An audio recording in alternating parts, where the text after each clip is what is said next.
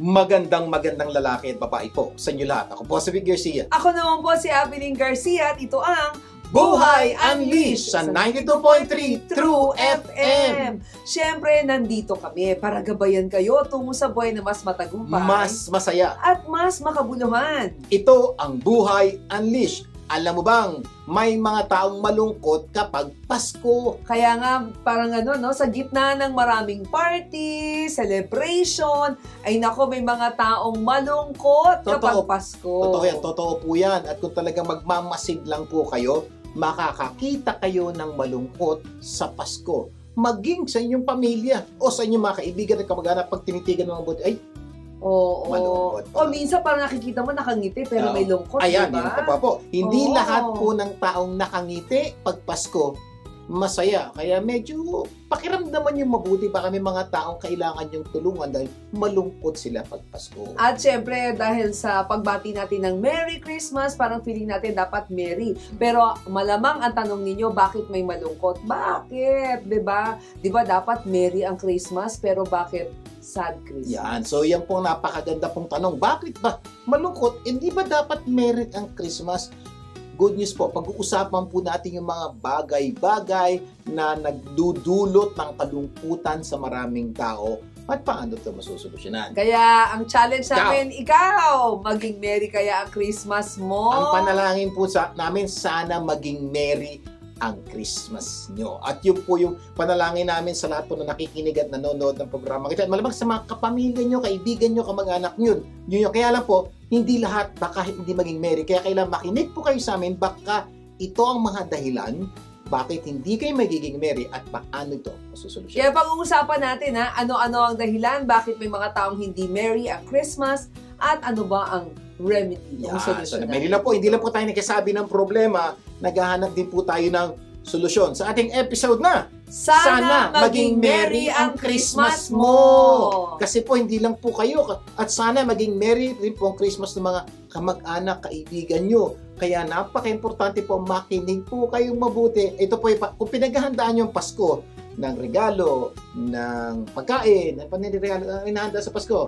Syempre, laging merong hamon, may queso de bola, merong Christmas tree, merong Christmas decor. So, may isa pa po kayo dapat paghandaan. Paghandaan nyo na maging merry ang Christmas nyo. Kasi po, pag hindi nyo pinaghandaan, baka maging hindi merry ang Christmas nyo. Kaya po, napakaganda ng ating pag-uusapan. Ang pangit naman ng sad Christmas, diba? Sa ano ang action mo segment, pag-uusapan naman natin, ano-ano ang magandang action kung may mga taong nakagawa sa iyo ng masama. Pero, hindi sila humihingi ng tawa. Malamang may nakaka-relate sa inyo. Ngayon, bigla nyo naisip, ako, siya yun. May kasalanan sa akin, pero hindi yun. At siya yun. At ang masakit po, Paskong Pasko, may ganitong sitwasyon po sa ating sitwasyon, sa ating buhay. So, susubukan po natin aksyonan yan, kaya makinig kayong mabuti.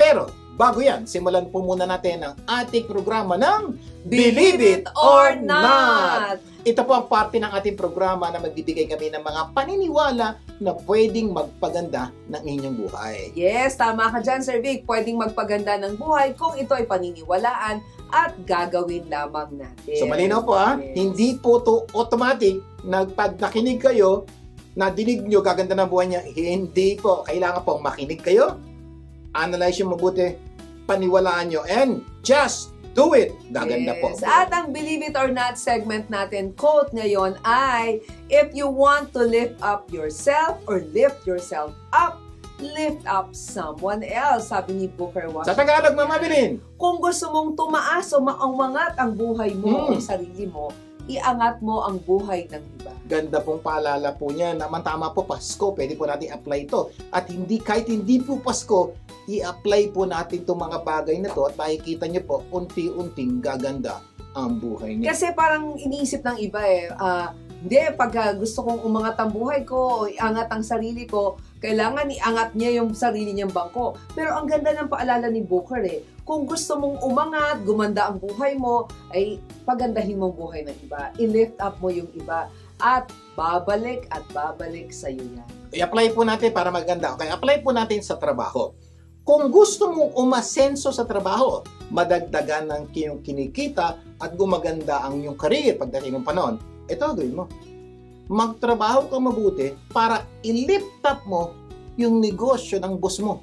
Oo nga. Trabaho mo, ibigay mo yung Oo. todo. Bakit? Kasi po, ang nasa isip mo, pagagandahin ko yung negosyo ng boss ko. Tutulungan ko yung mga taong nakapaligid sa akin. Yung mga nahihirapan, gagabayan ko. Ano mangyayari po pag ginawa niyo po yan? You lift up the business of others and you lift up other people. Gaganda po ang serbisyo niyo sa kumpanya. Gaganda po ang negosyo ng boss niyo. Gaganda po ang kita ng boss niyo. At one day po, maghahanap ng supervisor ng boss niyo. May sobra po siyang pera, namimigay niya bilang dagdag na sweldo. At sino kaya unang-unang bibigyan? Siyempre, Malamang. ikaw. Yun po ang Oo. mangyayari. Pero alam mo, minsan, Sir Vic, parang may mga kilala ko na nilift up nila yung buhay ng iba, tumulong sila sa kanilang kumpanya, pero pagdating ng panahon, parang wala. Pero ang sabi nga niya, eventually na-realize niya, hindi tulog ang Diyos. So po, yun po yung sa kailangan Diba? din niya.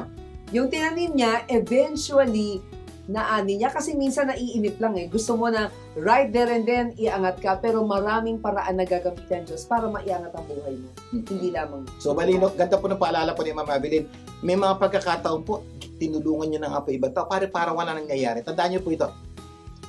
Ang buhay po is unfair. Ang buhay po parang, ginawa ko to, parang wala nangyari. Parang unfair, tama? But the good news is this. God is fair. Kung naging unfair man ang boss mo sa'yo, huwag kang mag-alala. God will always be fair with you. Ibig sabihin, hindi ka umasenso sa kumpanyang binigay mo yung todo, dadaling ka ng Diyos sa ibang kumpanyang pagpapalain ka ng boss mo dahil pinagpala ka ng Diyos. Naalala ko nga, ikakabit ko lang dito yung if you want to lift up, 'di ba? Sabi ni Booker, 'di ba? If you want to lift up or Yourself. lift yourself up, 'di ba? Lift someone else. Parang maganda rin yung if you want to be gumanda yung buhay mo, be a seed-minded than a need-minded. Paano yan? Magtanim ka sa buhay ng ibang tao imbis na mag-focus ka sa pangangailangan mo. At isang araw, aangat ang buhay. So, isa kailangan may maunawa natin kasi kung minsan po masyado po tayo selfish. May gagawin tayo. O ano ba akin dyan? Pag hindi natin makita yung makukuha natin sa ginagawa natin, tigilan natin to. Ayaw na natin pong gawin. Kuminsan po kasi yung makukuha natin doon sa ginagawa natin, hindi directly pupunta sa atin. Oo. Hindi po. Yung gagawin natin, dadaan po muna sa iba. Tapos po, pagdaan sa iba, pwedeng bumalik sa atin. Yes. So yun po ang kailangan nating maunawaan. Tandaan niyo po, totoo po itong prinsipyo na to. Kung gusto niyo iangat ang buhay niyo, tulungan niyo iangat ang buhay ng iba. O siguro po, application naman patungkol sa for example, pag nagbebenta ka na kung ano-ano, nagbebenta ka ng insurance, nagbebenta ka ng ano-ano produkto, dapat pag lumapit ka sa tao, isipin mo, gusto ko masenso buhay ko. Tama naman yun. Pero bago, pagbigay mo ng insurance, kaya ako binibigay ito, hindi lang para kumita. Kita ko. Pero gusto kong proteksyonan yung kinabukasan mo.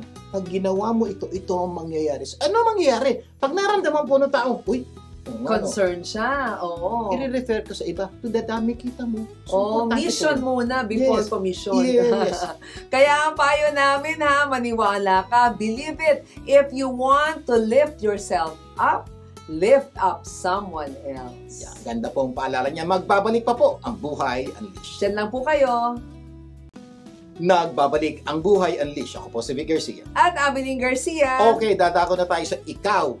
Ikaw, ano action mo? Tandaan nyo to ha, you are what you do, not what you say you will do. Sa Tagalog po, hindi pwede pong puro ngawa o dakdak. Dapat may gawa dahil tayo po ay produkto ng ating ginagawa at hindi ng ating ninangawa o Yes, kaya sinasabi. naman action speaks louder than words. Sa segment na ito, hahanapan po natin ng aksyon, ng mga sitwasyon na nangangailangan ng solusyon. Yan.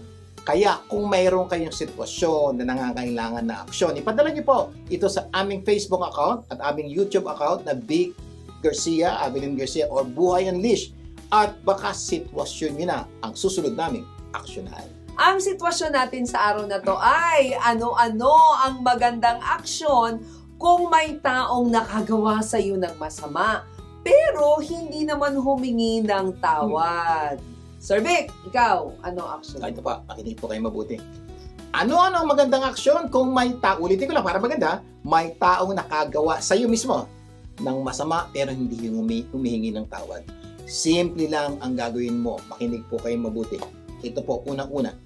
Give them the benefit of the doubt. Lagi na lang may Ano yun? benefit si doubt. Oo, no? so lagi, siguro sa mga Oo. nakakaunawa nito, madaling ibig sabihin ng give the benefit of the doubt. So hindi ganun medyo parang foreign sa inyong salitang yan. Papaliwanag po natin.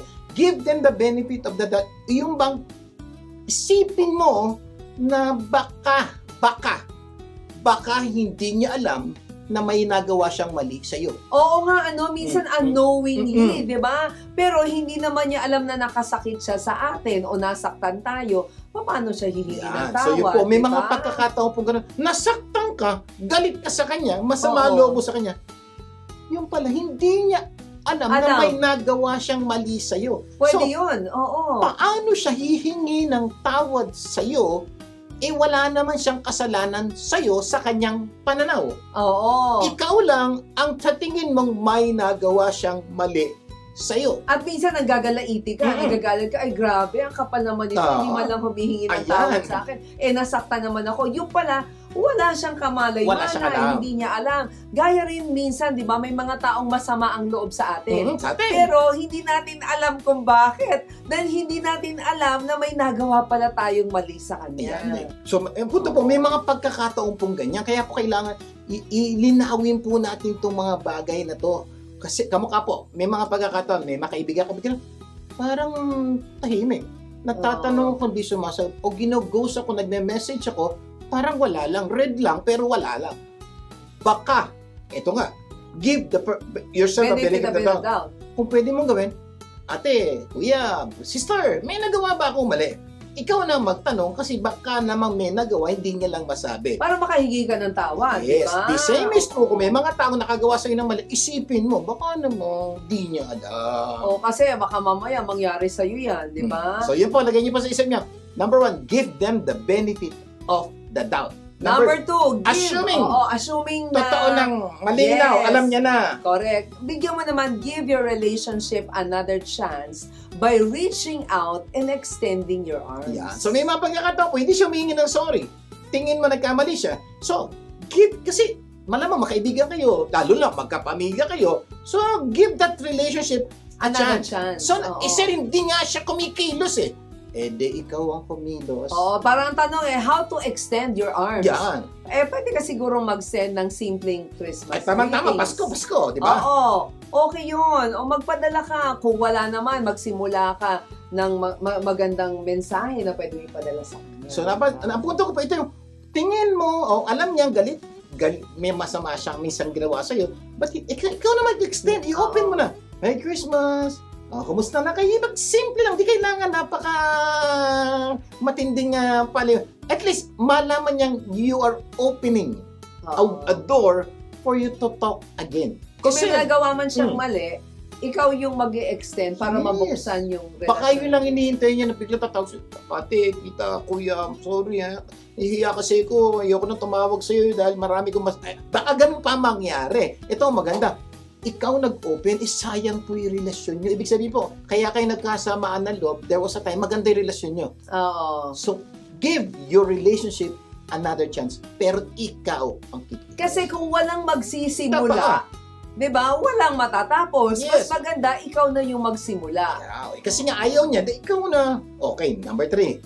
Give them the gift of forgiveness. Ayan. May mga pagkakataon, alam mong may mali siyang ginawa. Alam niyang may mali siyang ginawa sa'yo. Oo. So, ano ginawa? Bigyan mo siya ng So, kung baga humingi ng patawad, di patawarin mo. May mga agad. pagkakataon kasi, Oo. humingi na ng patawad. Oo. Ayaw mong patawarin. May mga pagkakataon Oo. gano'n. So, pag gano'n, kung ikaw yon, text mo na ngayon, okay, pinapatawad na kita. Tapos na. Oo. Sir, hindi nga humingi ng patawad. Wala rin problema. I-text mo na rin. Pinatatawad na kita. Can you imagine? Biglang magbabago parang, yung relasyon. alam mo, you offended me by doing this. Baka hindi mo alam na na-offend mo ako, pero now I'm extending forgiveness to you. Yan. Hindi na yan tayo. So, ito po yung mapasin niyo biglang, tuluwag ang puso nyo kahit may mga masamang ginawa ang ibang tao sa inyo. Number 4 na pwede gawin. Give yourself peace. Ayan. Bigyan nyo po ng kapayapaan ang inyong sarili. Sir, bakit? Di mo napansin? Pag nakikita mo yung taong yan, parang nagliliyab ang puso mo. Tapos kumisang wala na siya, masama pa loob mo. At kumisang kahit wala siya, Maalala mo lang siya. Parang sumasama Sumasama na pakiramdam yung mo. loob mo o pakiramdam Problema mo. yun. Ikaw yun. Konektado to dun sa number 3 about forgiveness, di ba? Kasi when you forgive others, di ba? Forgive others not because they deserve forgiveness, but because you deserve peace. Yung po ang dahilan namin, Oo. kaya gusto po namin kayo magpatawad. Hindi lang po dun sa taong gusto mong patawarin. Ikaw, bigyan mo ng kapayapaan ng sarili mo, knowing na patawad mo na lahat ng taong nagkasala sa iyo. It will give you peace. Yes. Number 5, set a good example for others by demonstrating the true meaning of Christmas. Which is, the true meaning of Christmas is giving and forgiving. Yes. Okay, ano pa ang punto nito? Pag nalaman ng asawa mo, anak mo, kapatid mo, nanay mo, na pinatawad mo yung walang hiyang yan, na gumawa sa ng napakaraming kasalanan, ano isipin nila? Grabe. Napatawad mo siya. O di paliwanag mo na bakit napatawad. Iba ka talaga. You're another. Yes, sabihin mo, nanonood kasi ko ng Buhay Buhay Unleashed Unleashed. At ang sabi, patawarin daw to give me peace para ito po. Di paliwanag mo. At ang hiling ko, sana lahat gawin natin yan dahil gusto ko maging Merry Christmas natin. Nagkakaintindihan mo tayo. So, Yes. nabigyan mo po ng pagkakataon na magamit ka ng Diyos para ituro sa mga taong nakapaligid sa iyo yung dapat gawin in situations like this. Sa madaling salita, give others the example of what Christmas is all about. Gawin niyo po yan. Number 6. Give God the glory this Christmas by forgiving others. Yan. Alam niyo po, pag ginawa niyo po to, bibigyan niyo po ng napakagandang parangal ng Diyos. Ibig sabihin, Oo. pag tinanong ka, ba't mo ginawa yan? Eh, ang Diyos nga nagpatawad. Ako pa. At dahil dito, alam niyo po, ang hirap talaga magpatawad. Eh, paano mo napatawad? Hingi ako ng awa sa Diyos, hingi ako ng grasya sa Diyos. Alam mo, nakayanan ko. Kaya kung kayo, meron po kayong hindi niyo mapatawad, may Diyos po na handang tumulong at bigyan po tayo ng kalakasang gawin yung dapat natin. Recap lang ha, ano-ano magandang aksyon kung may taong nakagawa sa iyo ng masama pero hindi humihingi ng tawad. Number 1, give them the benefit of the doubt. Baka hindi naman niya alam na may nagawa siyang mali sa'yo. Number 2, give your relationship another chance by reaching out and extending your arms. Kilos ka na, sayang relasyon nyo, ayusin mo. Number 3, give them the gift of forgiveness. Patawarin mo na. Number 4, give yourself peace. You deserve peace, patawarin mo siya. Number 5, set the good example for others or to others by demonstrating the true meaning of Christmas. Matutulungan mo ibang tao magpatawa din dahil sa ginawa mo. And number 6, give God the glory this Christmas by forgiving others. Dito mo mapakita may Diyos talaga. Dahil nagawa mo isang bagay, nahihirapan tayo. Sana marami tayong natutunan ha sa ating pinag-usapan. Mamaya, sa itanong mo lang segment, pag-uusapan natin, ano-ano ang dahilan bakit may mga taong hindi merry ang Christmas at paano ito masusolusyonan. Magbabalik pa ang Buhay Unleashed. Huwag bibitiw. Nagbabalik ang Buhay Unleashed with Garcia po muli. At Abeling Garcia. Tatako na tayo sa segment na pinakahihintay nyo. Itanong mo lang. Kasi paniniwala namin, when you don't know, don't guess. Kasi pag dagdag ng hula ka, malamang mamamali ka. So Tagalog po, kapag hindi alam, huwag manghula. Itanong mo lang. Okay, ganda po nito. Okay, makinig po kayo mabuti. Merry Christmas kaya ang maging Christmas mo. Pag-isipan na mabuti. Ang panalangin kasi namin, sana you will have a merry and a blessed Christmas. Sana ang bati mo, Merry Christmas. Actually, hindi lang po pala kami nananalangin yan. Kayo rin. Ang panalangin nyo sa'yo, sa inyong mga taong nakapaligid sa inyo, gusto mo maging merry ang Christmas. Kaya nga po, ang bati natin, Merry Christmas. Gusto nating maging merry ang Christmas nila at merry maging Christmas mo. Ang malungkot na katotohanan, may mga taong hindi magiging masaya sa darating na Pasko. Sad, di ba? At syempre, hindi merry, weary. Weary, okay. Merry Christmas. Ang tanong, bakit, di ba? Kumbaga, bakit may mga taong ganon at paano ba ito masusolusyonan? Yan. Isa-isayin po natin yung mga bagay na dapat yung malaman para masolusyonan yung mga problemang pinagdadaanan ng maraming tao. Bakit sila malungkot pag Pasko? Ito na po. Makinig po kayong buti. Number one, malayo sa pamilya. Yan. Kasi maraming tao, itong dahilan, bakit sila malungkot, di ba? Parang ang layo-layo, 10,000. Disyembre ko ay malungkot. Kasi 10,000 miles away yung mahal sa buhay. Dahil miss kita. kita. Iba naman po ang tanong. Okay. Pasko na, sinta ko.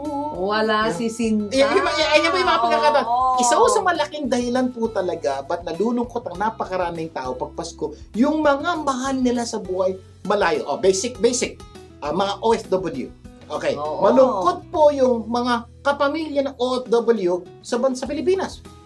Nanay ko, walay tatay ko, walay kapatid ko, walay malungkot yung Pasko ko. Pero malungkot din yung OFW. Pareho sila. Okay. Yan po yung isang dahilan kaya may mga tao po nagsasabi, Christmas daw po isa sa pinakamalungkot na panahon sa napakaraming tao dahil magkalayo po ang mga nagmamahalan o mga taong magkakapamilya, magkakaibigan, magkakalayo po yan. Ano ang solusyon dyan? Teka muna, meron pa, may iba pang, may iba pang magkakalayo. Okay, kumisa naman, hindi naman OFW.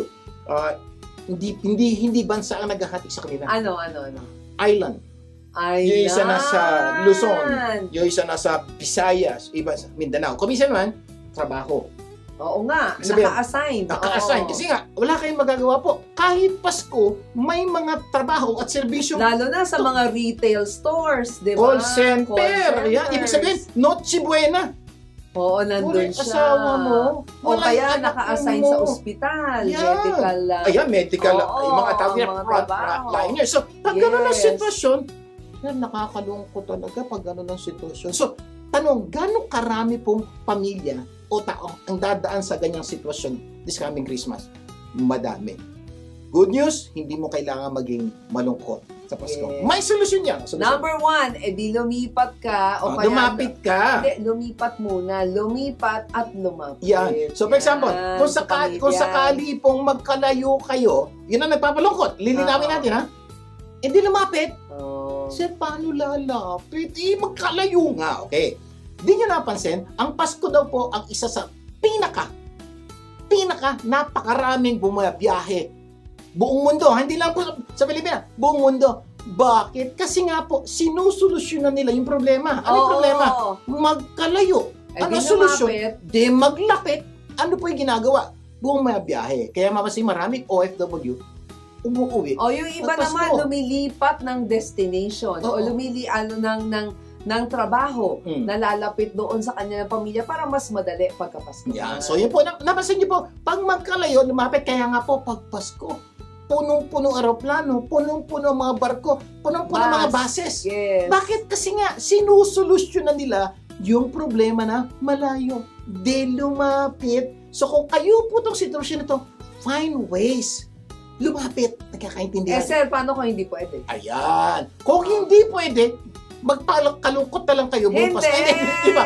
May solusyon number 2. Yan. Ang solusyon dyan, choose to be happy. Yan. Piliin mo maging masaya kahit malayo ang pamilya at hindi mo sila makita. Piliin mo maging masaya. Malamang nga sasabihin mo, Sir, pwede ba yun? Pwede bang magkalayo kayo? Tapos, masaya, hindi malungkot? Pwede ba yun? Ay, pwede po. Bakit? Paano po?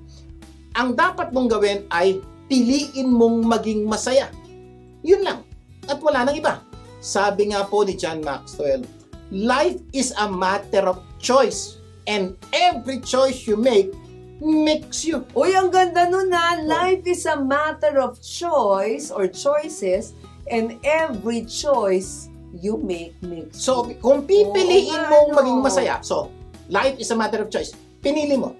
At pag pinili mo maging masaya, you'll be happy. Pag pinili mo maging malungkot, malulungkot ka rin. So, sir, kahit magkalayo, pwede maging masaya.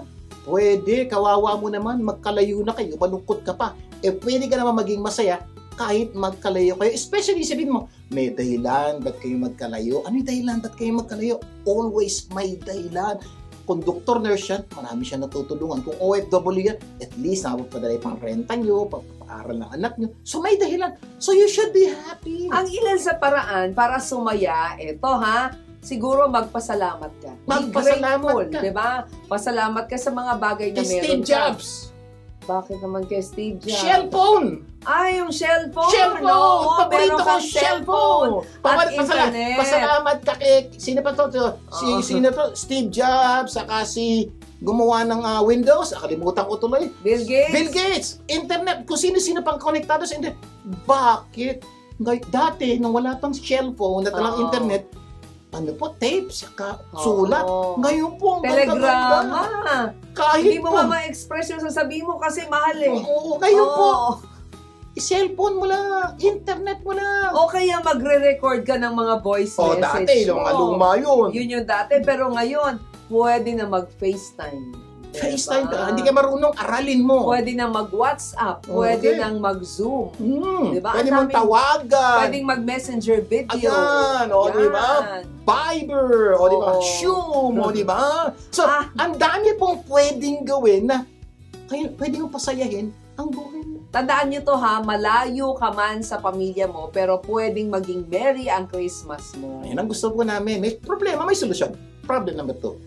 Ay, nako. Kulang sa pera. Napakaraming tao po. Kaya malungkot. Sir, kulang kami sa pera. Iba, sir, wala kami pera. Kaya malungkot ang buhay namin. Ay, hindi. Malungkot ang Pasko. Di ba? Yun ang inisip. Malaking sanhi talaga ito ng kalungkutan. Alam naman natin yan. Pero may solusyon. Solusyon!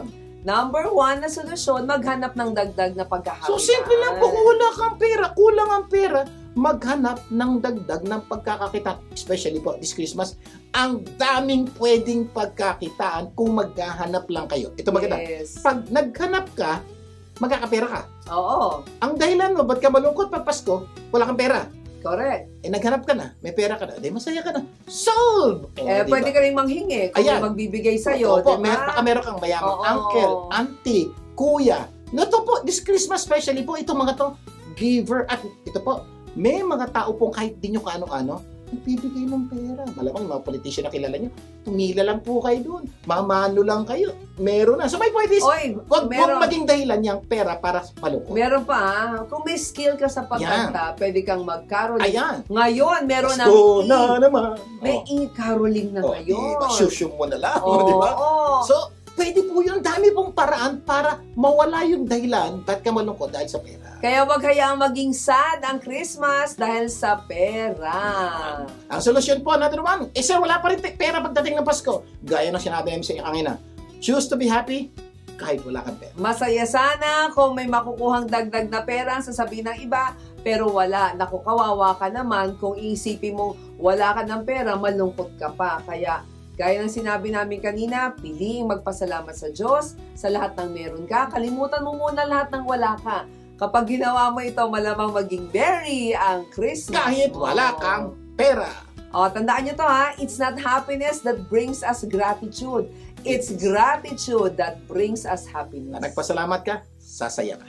Sa aming pagbabalik, itutuloy pa po natin ang ating kwentuhan. Magbabalik pa ang Buhay Unleashed. Huwag bibitiw.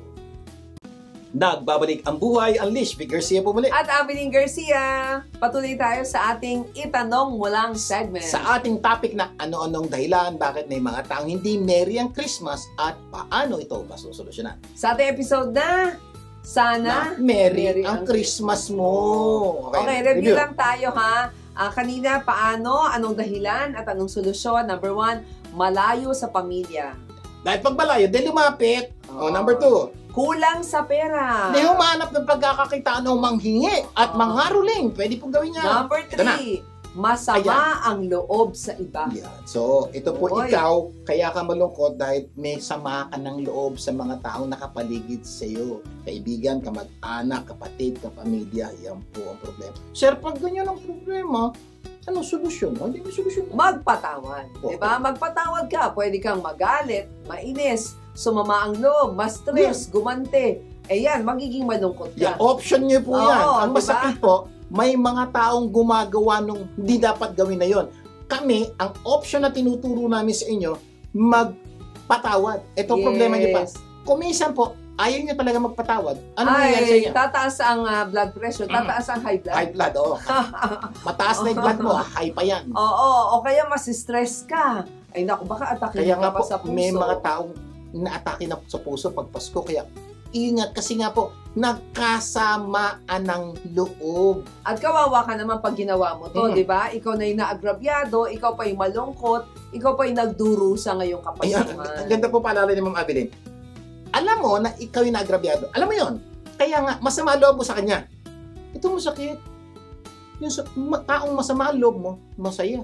Merry, naki-Christmas party, ang saya-saya. Ikaw malungkot, ikaw yung abrado. Tama ba yun? Tandaan mo to ha, to forgive is the highest, most beautiful form of love. In return, you will receive untold peace and happiness. Especially po kung ang nakasamaan ng loob nyo ay kamag-anak nyo, lalo na kapamilya nyo, alam niyo po, the best thing you can do is to forgive. At isa na laki talaga ng kasalanan ginawa niya. Take note, di ba, mahal mo ang mga taong ito. Kung talagang mahal mo sila, sabi nung nga ng quotation na sinabi ni Madeline, forgiveness is the highest form of love. Dito mong mapapatunayan na mahal mo talaga sila. Bakit? Na kahit anong mali ang ginawa nila sa'yo, kaya mong patawarin. Wow! Ay, grabe. Talagang mahal mo sila pag ginawa. At may balik, di ba? Yung tinatawag na untold peace and happiness. Hindi mo maipaliwanag na kapayapaan at kagalakan. Can you imagine, nagpatawad ka, tapos sumaya ka? Yun po yung maganda pong gusto namin i-share po sa inyo. Kaya this Christmas, sino man pong nanonood ang may sama ng loob sa iba, let go, patawarin mo na sila, and experience the happiest Christmas ever. Ay, ang ganda. May paalala nga, there was one time, naalala ko yung quotation ni Michelle Marcos. No? Sabi niya, forgiveness does not mean what happened is okay. Mali pa rin yun. It means not letting what happened take any more of your happiness. Ang ganda. No? So, nililinaw po, hindi dahil nangyari yun, hindi, tama yung nangyari, hindi po, mali po talaga yun. Kaya lang, huwag niyong pabayaan yung mali ang kukontrol na yung kaligayahan. Can you imagine? Mali. Pinipigilan ka maging pinipigilan ka maging masaya. Joy thief nga daw yun eh. So, huwag niyo pabayaang nakawin ng mali ang magandang buhay mo at magandang Paskong dapat tayo maging masaya. Correct. Eh si Jesus nga eh, ang sabi niya, forgive them, for they did not know what they are doing. Ay, ang ganda po. Diyos na po nagsabi yan, ha? Oh. God is commanding us. Patawarin mo yan. Malamang, hindi nila lang ginagawa nila. O baka wala lang sa sarili, na Oo. bigla lang. Pag inisip mo itong mga sinasabi ni Lord, nga ano, tawarin mo na siya. At kapag ginawa mo ito, may, di ba, na may masamang ginawa sa May masama mang ginawa sa ibang tao. Pero parang feeling mo, oo nga, may maliman, pero merry pa rin ang Christmas. Bayan ka na, may masama, pero merry pa rin ang Christmas. Ito ha, remember, forgiveness does not excuse their behavior. Forgiveness prevents their behavior from destroying your Christmas and your life as a whole. So, huwag niyo po mabayaan sirain ang Pasko nyo ng mga ginawa ng ibang tao. Number 4. Number 4, may taong masama ang loob sa kanya. Ay, ito, lilinawin natin. Yung number 3, may masama ang loob mo sa iba. Ito naman po, alam mo, may taong masama ang loob sa'yo at dahil doon, parang nagigil. Kung guilty ka, tapos masama doon. Or balisa ka kasi hindi mo alam, clueless ka. Ano ba yung mali na nagawa One thing, kung minsan, di natin alam. Pero may mga pagkakataon, alam naman talaga natin. At alam natin mali. Pero may mga pagkakataon ganito.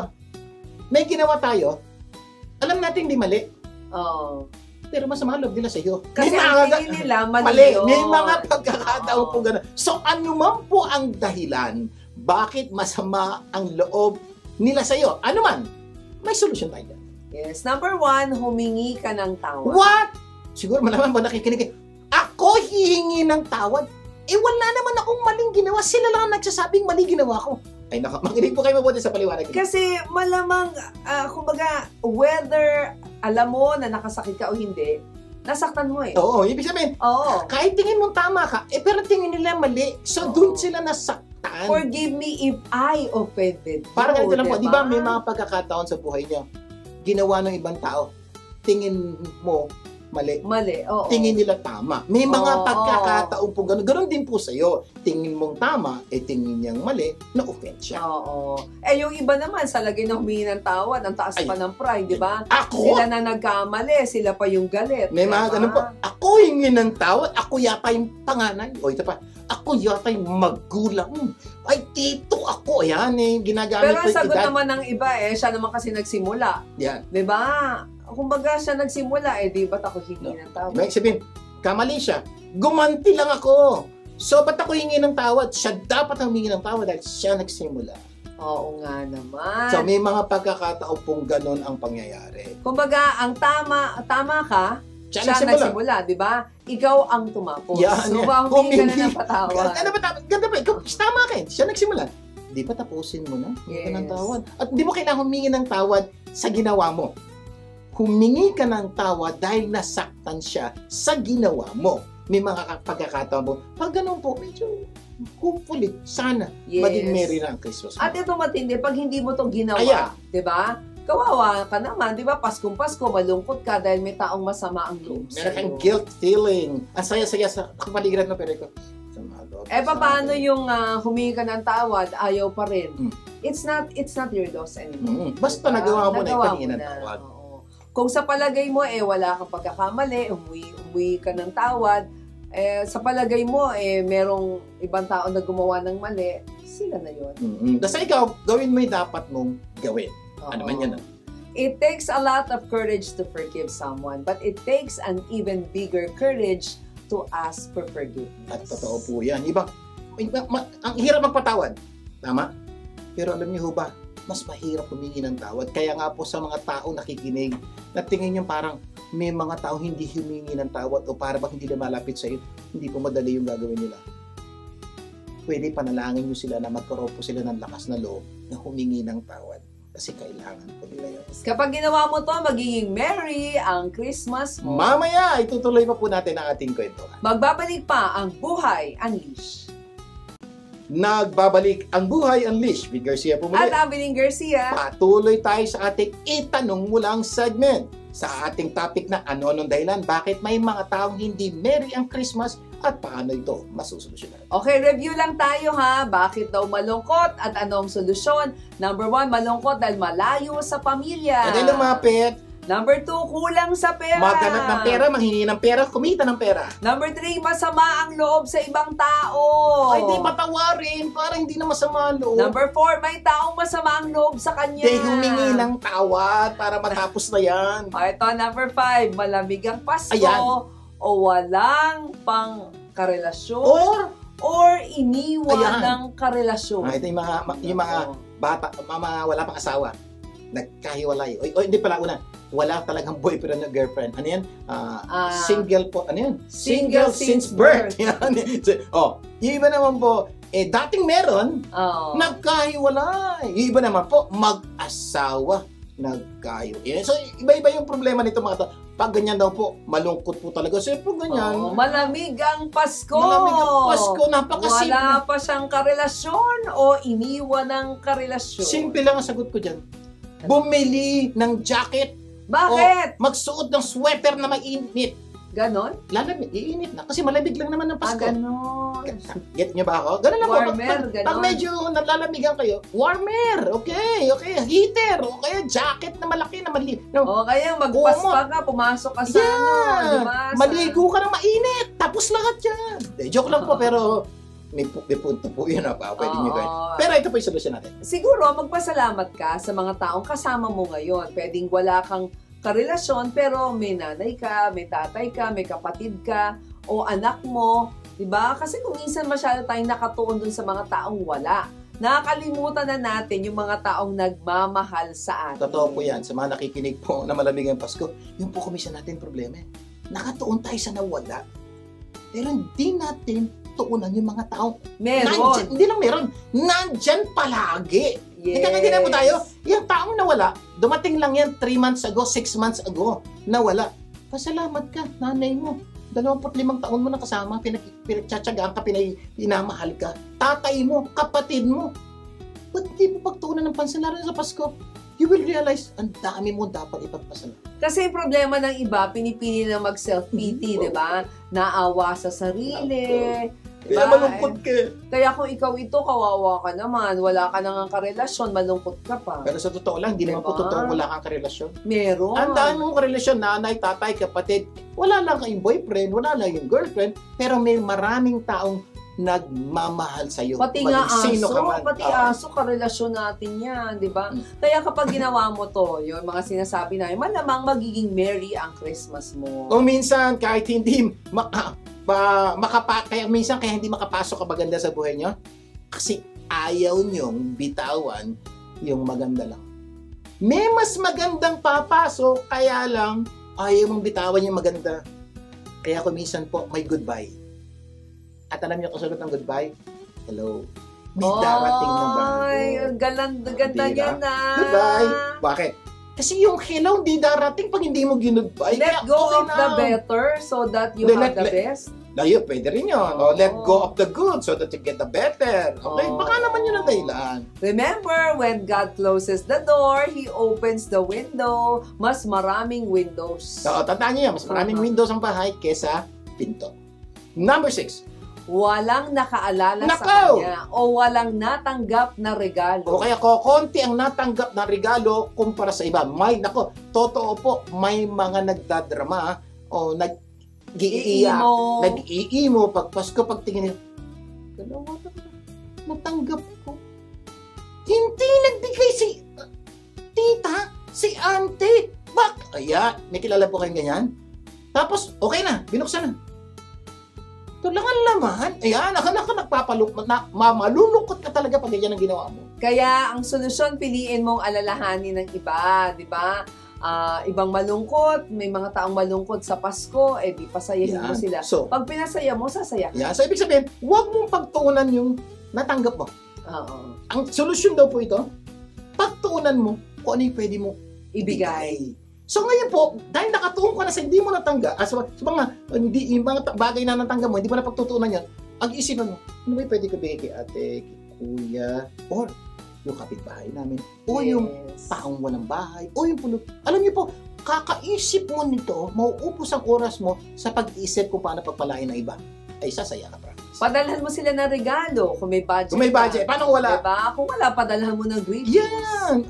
Especially po, napakadami pong magagandang video at greetings sa internet na ginawa ng iba. Share mo lang. Ipasa mo lang. Uy, ganda nito Pero ikaw nagpadala, pero hindi ka gumawa. Pero yung kaibigan, pinsan mo, matutuwa. Pinagtula sa akin. Ganda, That's one thing you can do. Wala pong bayad yun. At ang pinakamagandang regalo, ipag-pray mo sila. Totoo po. Pag-pray mo na tunay maunawaan nila ang ibig sabihin. Kumbaga, ang problema kasi ng iba, pinipiling sumama ang loob, magtampo, magalit, di ba? Kawawa naman po. Wala nang ang regalo, wala nang nakaalala, naku, malungkot pa. Kung ikaw yan, please, wag mo nang gawin yan. Pakinggan mo na yung mga sinasabi namin. Tuunan mo ng pansin at tumingin ka sa mga tao na nangangailangan. Huwag mong intindihin yung pangangailangan mo. Huwag kang magalala. Pag pinagtuunan mo yung ibang nangangailangan, one day yung pangangailangan mo, mapapapupunuan din po yan. When you let go of what's in your hands, God will let go of what's in His hands. At pag ginawa mo to, malamang magiging merry ang Christmas mo. Tandaan mo to Christmas is the spirit of giving without a thought of getting. Sabi ni Thomas. Pag yan po inisip nyo, hindi ka nagregalo ka pero hindi ka binigyan. Okay lang, bakit? I'm here to give, not to receive. Tsaka hindi naman totoo na wala kang regalo. May regalo ka this Christmas, the greatest gift of all, the gift of salvation, through Jesus Tandaan niyo po yun. Lahat po tayo. Lahat na nakikinig at nanonood ng programang ito. Kahit wala ka natanggap, hindi totoo yan. Mayroong kang natanggap. It's either hindi mo pa nare-receive or nakalimutan mo lang. Kung tinanggap mo na si Kristo bilang Panginoon at tagapagligtas, natanggap mo na, minsan nakalimutan mo lang. Kung hindi pa, kailangan mo lang tanggapin and you will experience the happiest Christmas ever because you get to receive the greatest gift of all. Tandaan mo may Pasko dahil may mahal na araw pinanganak si Jesus sa lupa sa araw ng Pasko para mamatay sa krus ng Kalbaryo sa mahal na araw para ipagkaloob po sa atin ang the greatest gift of all, the gift of salvation. Huwag niyo po kakalimutan, yan po ang tunay na ibig sabihin.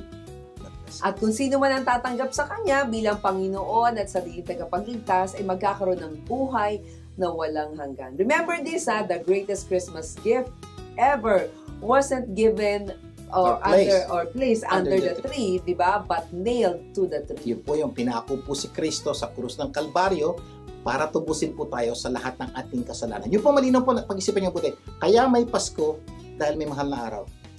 Yung Pasko po ay pinanganak lang si Kristo. Hindi po yun reason.